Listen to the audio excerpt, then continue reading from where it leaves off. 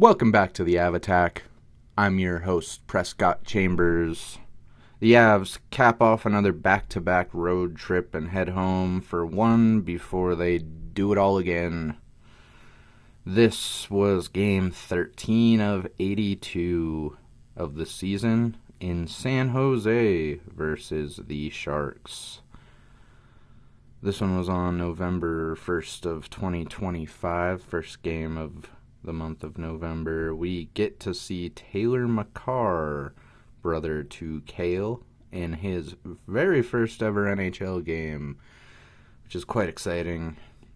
And the Lumberyard is 100% back, as Mackenzie Blackwood is between the pipes against his old team for this one. Goalies for this one are Yaroslav Askarov and Mackenzie Blackwood for his first game of the 2025-26 season. Period 1. Avs start by shelling Askarov, and it pays off quickly when at 30 seconds in, Marty Necas throws one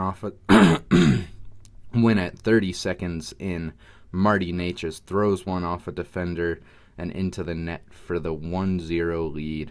Assist from Cale Makar and Devon Taves.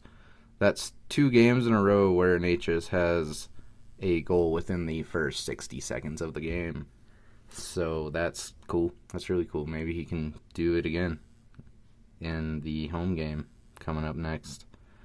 Over 5 minutes in, shots on goal are 9-0 in favor of the Avs, but at 5:55, Ilya Solovyov gets a high sticking penalty, giving the Sharks their first power play.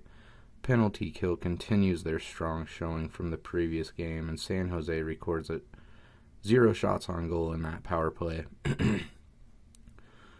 Blackwood makes some effortless-looking saves on a couple of one-timers.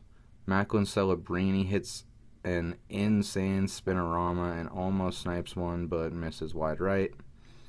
Then at 13:09, John Klingberg gets an interference call after laying out Olofsson, but the Sharks are able to kill the first Avalanche power play of the game. At 17:05, a stray puck flies into the San Jose bench and hits Timothy Liljegren, which sends him to the locker room. That was actually kind of scary because, you don't want to see, a player not on the ice especially have to go take an injury because a puck went haywire into, it looked like it hit him damn near in the throat though, and that's scary. Then, with just under 2 minutes, at 18:21, Macklin Celebrini snipes a big wrister past Blackwood. Assist from Tyler Toffoli and Shakir Mukhamadullin to tie the game at 1 before the end of the first period. Period 2, back and forth to start the second. Yoda says, Taylor Makar almost gets his first NHL goal after a puck from Parker Kelly squeaks past Askarov, and he almost pokes it in. He just kind of tried to reach around the post to poke it in, and then Askarov actually backed up into his stick and broke it, snapped it square in half. So. But then at 4:07, Philip Kurashev wrists one in for a Sharks lead with assists coming from Ty Dellandrea and John Klingberg. It's 2-1 Sharks. At 4:50, the Avs get their second power play after a slashing call on Celebrini. Sharks kill this one. Avs starting to set up good plays, but nothing really making sense up until at 9:10.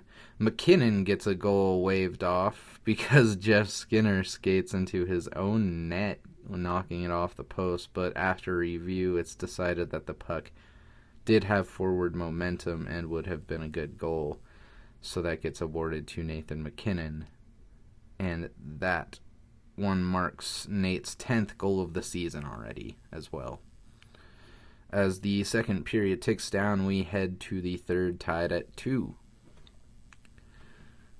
Period 3, the Sharks start the third with much speed. At 3:07, Devontae's accidentally sends one over the glass and takes a delay of game penalty, giving San Jose their second power play.